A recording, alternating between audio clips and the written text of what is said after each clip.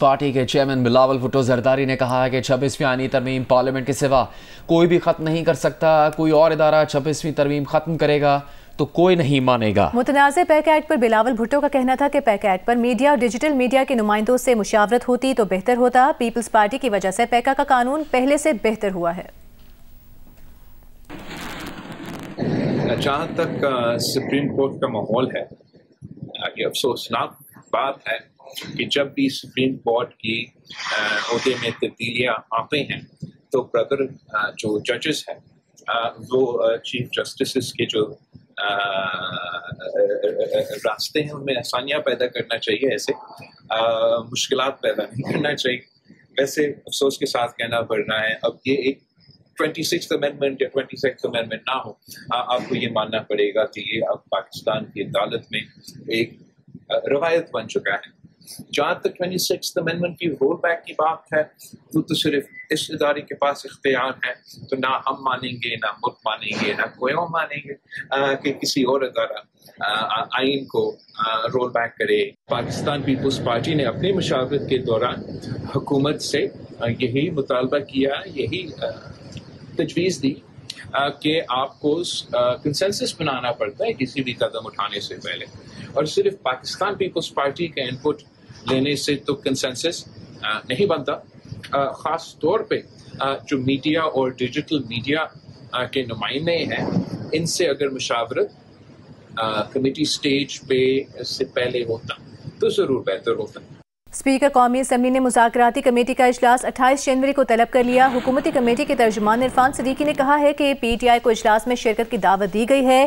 انہوں نے ابھی تک شرکت سے معذرت نہیں کی، نہ ہی تحریری طور پر آگاہ کیا ہے کہ وہ مذاکرات ختم کر رہے ہیں. پارلیمنٹ ہاؤس میں میڈیا سے بات کرتے ہوئے کہا یہ معاملہ ہے جیل کا پھاٹک کھلتا ہے اور کوئی صاحب اچانک اعلان کر دیتے ہیں. مذاکراتی کمیٹی کو پتہ ہی نہیں ہوتا. بیرسٹر گوہر اس کمیٹی کا حصہ نہیں. یہ ایک دن میں کچھ کہتے ہیں، دوسرے دن کچھ کہتے ہیں.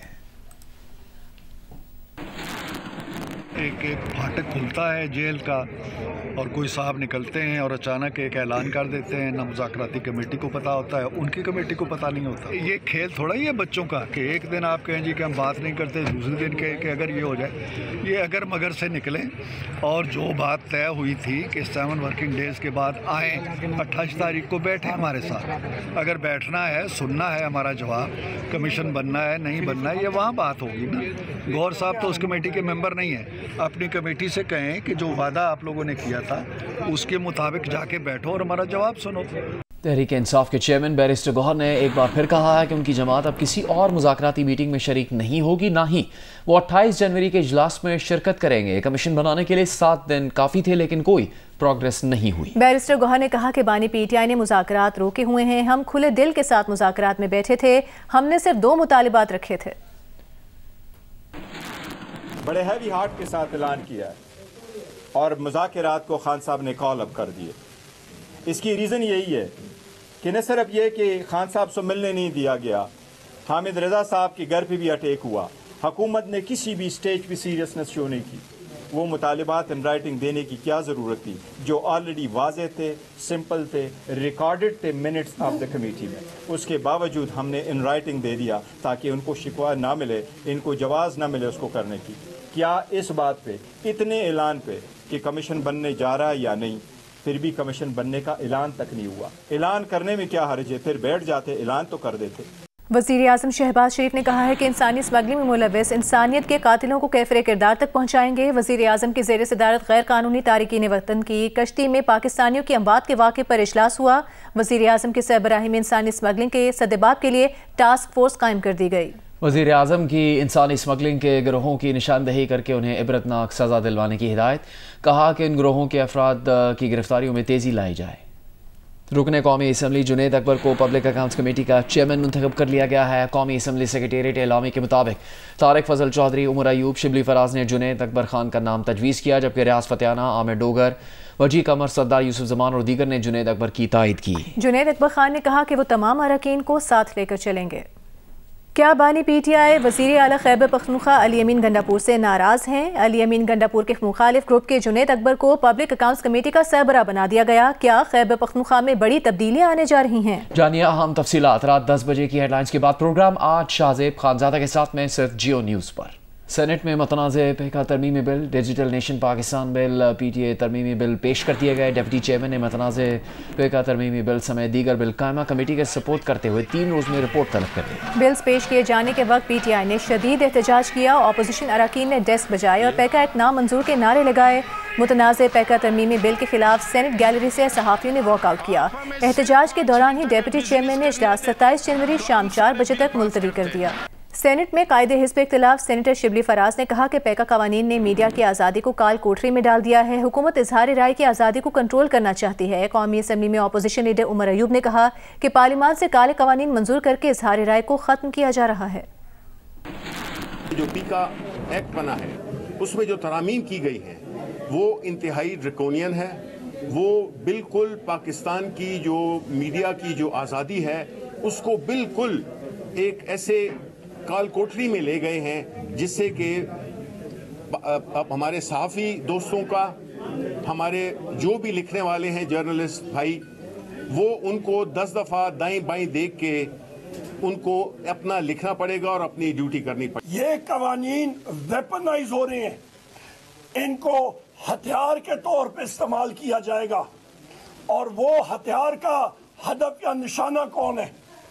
آپ سب میڈیا کے خواتین و حضرات، ہم لوگ یہاں پہ جو اپوزیشن کے ساتھی ہیں اور پارٹیاں ہیں، ہم لوگ اور بالآخر یہ انسٹالڈ فارم 47 کی حکومت، یہ بھی اس کا نشانہ بنیں گے. جے یو آئی اے کے رہنما سینیٹر کامران مرتضیٰ نے پیکا ایکٹ میں ترمیم کی مخالفت کی ہے. ان کا کہنا ہے کہ فیک نیوز وہ ہوگی جو حکومت کو تکلیف دے گی. انہوں نے کہا جو پہلی حکومت تھی وہ بھی ایسے ہی کرتی تھی، اب یہ حکومت آئی ہے تو یہ بھی وہی کر رہی ہے.